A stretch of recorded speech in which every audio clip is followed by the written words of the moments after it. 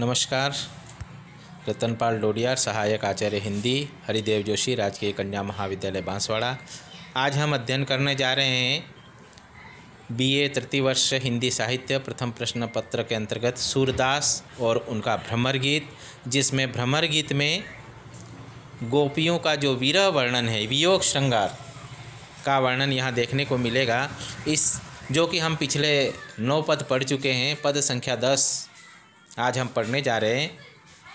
इसमें लिखा, ऊंधो हम हरि कत बिसराए, एक धोस वृंदावन भीतर कर करी पत्र डसाए, सुमीरी सुमीरी गुण ग्राम श्याम के नैन सजल हवे आए, बिछुरे पलक कीते दिन बीते प्रीतम भय पराए, विकल पंथ जोवही हम निशिदिन कित विरहीनी बिरमाए, सूरदास प्रभु तुम्हारे मिलन बिनु मदन के ताप सताए।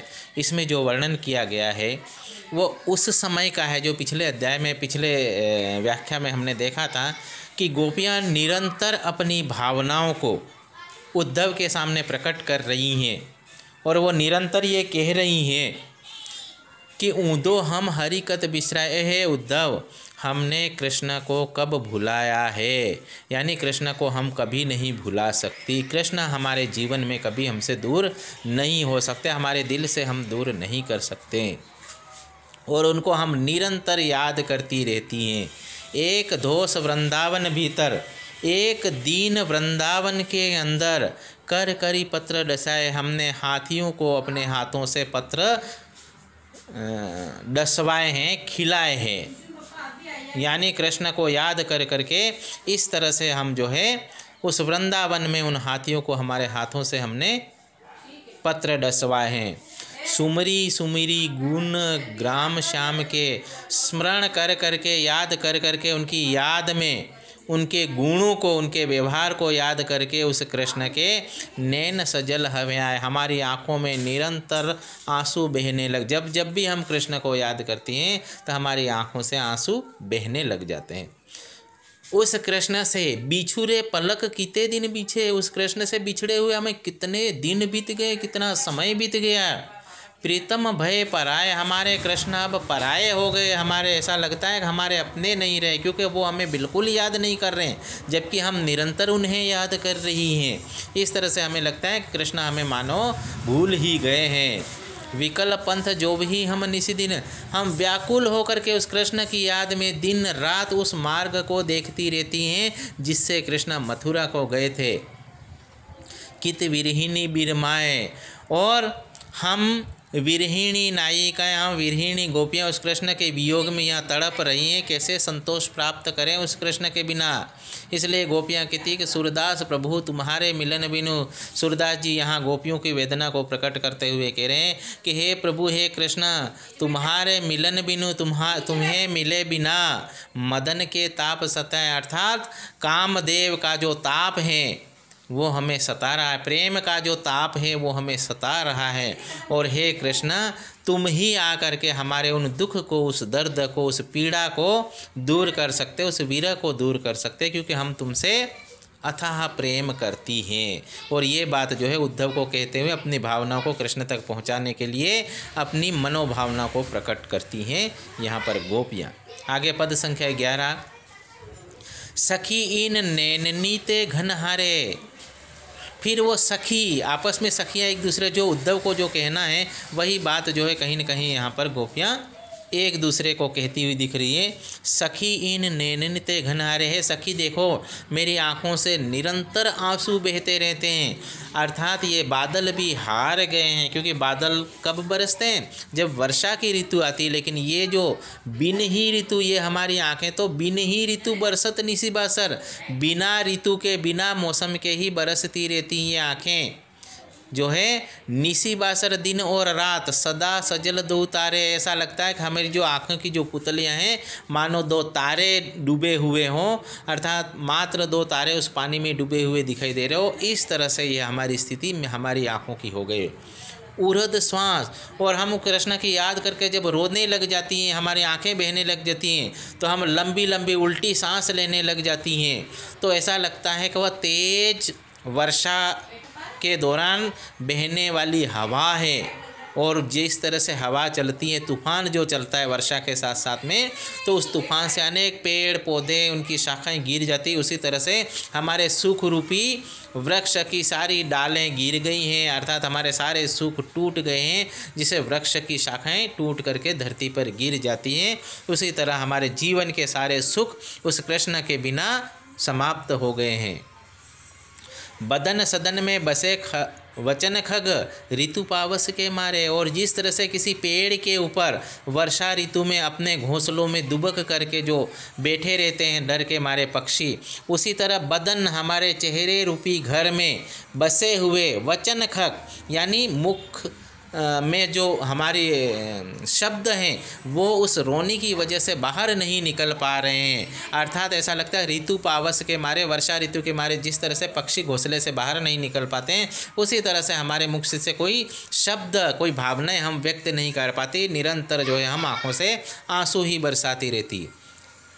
ढरी ढरी बूंद परत कंचू की पर मिली अंजन सोकारे। और इस तरह से लुढ़क लुढ़क करके आंसुओं की बूंदें गिरने लगती है हमारी चोली के ऊपर। कंचू की अर्थात चोली के ऊपर मिली अंजन सोकारें, और हमारी आँखों की काजल से मिल करके वो काले काले आंसू गिरने लग जाते हैं। तो ऐसा लगता है कि मानो शिव की पर्ण कुटी बीच धारा श्याम ने, मानो शिव जी की पर्ण कुटियों के बीच में, उनकी कुटियाओं के बीच में से कोई श्याम काली धारा निकल रही हो। इस तरह से आंसू हमारे वक्ष के ऊपर, हमारी चोली के ऊपर गिरते हुए दिखाई देते हैं, अर्थात धारा प्रवाहित हो जाती है आंसुओं की। सुमीरी सुमरी गरजत अरु छांडत अश्रु सलील बहुधारे। और तुम्हें याद कर कर के, स्मरण कर कर के, और ये आँखें और गरजने लग जाती हैं, अर्थात हमारे अंदर से एक पीड़ा अभिव्यक्त होने लगती हैं।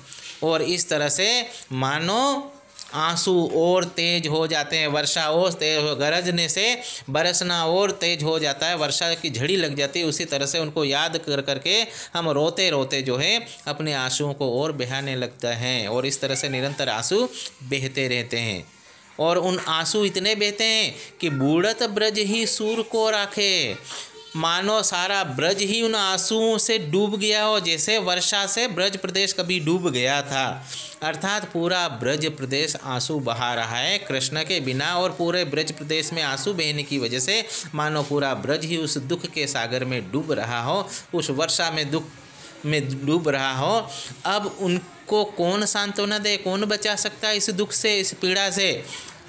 बिनु गिरवर धर प्यारे, हे कृष्ण हे प्यारे, तेरे बिना इस ब्रज की रक्षा कौन करेगा। अर्थात कृष्ण का इस ब्रज में होना बहुत ज़रूरी है, वरना हम जीवन भर रोती रहेंगे। और जिस तरह से कृष्ण ने इस ब्रज प्रदेश को बचा लिया था उस वर्षा से, वैसे ही आज भी हमारे दुख को दूर करके और हमें शांति देने की आवश्यकता है, हमें प्रेम देने की आवश्यकता है, हमारे साथ रहने की आवश्यकता है। यहाँ पर कृष्ण को इस तरह से कृष्ण को याद कर रही हैं, अनेक उदाहरणों के माध्यम से यहाँ पर जो बता रही हैं गोपियाँ अपनी भावनाओं को। अगला पद है पद संख्या 12। इसमें जो हमारे पाठ्यक्रम का अंतिम अध्याय है, अंतिम पद है, निर्गुण कुण देश को बासी। यहाँ एक प्रश्न चिन्ह लगा दिया है गोपियों ने। वो कह रही है कि तुम जो निर्गुण की हमें प्रेरणा दे रहे हो, संदेश दे रहे हो, वो निर्गुण आखिर क्या है, कौन है, कहाँ का रहने वाला, कौन देश को वासी अर्थात कहाँ का निवासी है। मधुकर कहीं समझाए, हे मधुकर, हे उद्धव जी, तुम हमें बहुत अच्छे ढंग से इस बात को समझाओ। सोह दे बूझती सांच न हासी, कसम खा करके हम कहती हैं, सौगंध दे करके कहती हैं, बूझती सांच, हम सच्चे में पूछ रही, न हासी, कोई हंसी मजाक इसे मत समझना, और बड़े गंभीरता से ही इसका जवाब देना है, हमें बताना है कि को है जनक, यानी उसके पिता कौन है, कौन है जननी, उनकी माँ कौन है, कौन नारी को दासी, और किस स्त्री का, कौन स्त्री उनकी दासी है, कौन स्त्री उनकी सेवक है। केसो बरन भेष है, केसों के ही रस में अभिलष है, उसका कैसा वर्ण है, कैसी वेशभूषा है, और किस रस का वह अभिलाषी है, इच्छित है, अर्थात किस रस में वह रत रहता है। पावे गो पुनि कियो आपनो, अगर तू हमें सच्चा सच्चा बता देगा, सही सही बता देगा, हमारे प्रश्नों का जवाब, तो पावेगा पुण्य कियो आपनो, तू पुण्य को प्राप्त करेगा, जा रे करेगा घासी। लेकिन अगर तू हमारे साथ कहीं न कहीं झूठ बोलेगा, छल करेगा, कपट करेगा, तो उसका फल भी तुझे उसी रूप में ही मिलेगा।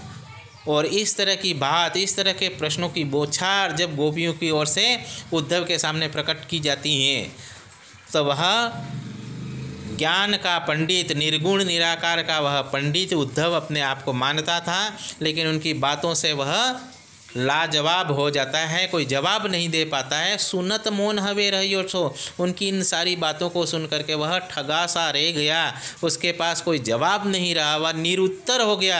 सूर सबे मति नासी, यहाँ सूरदास जी कहते हैं कि उसकी जितनी भी बुद्धि थी, जितनी भी मति थी, जितना भी ज्ञान था, सब मानो नष्ट हो गया, उसके पास कोई जवाब नहीं रहा गोपियों की इस तरह की जिज्ञासा के सामने, गोपियों के इस तरह के प्रश्नों के सामने। इस तरह से आज हमने ये पद संख्या जो पढ़ी है 10, 11 और 12, यहाँ पर गोपियों का विरह वर्णन और कृष्ण के प्रति अटूट प्रेम की भावना को प्रकट किया गया है। ब्रज भाषा में रचित इन पदों में हम देखें तो बड़ा ही सुंदर श्रृंगार रस में, वियोग श्रृंगार में वर्णन किया गया है। जगह जगह अनुप्रास अलंकार भी आपको देखने को मिलेगा, और इस तरह से सुंदर ढंग से इन पदों की रचना की गई है। आज के लिए बस इतना ही। आप सबका धन्यवाद।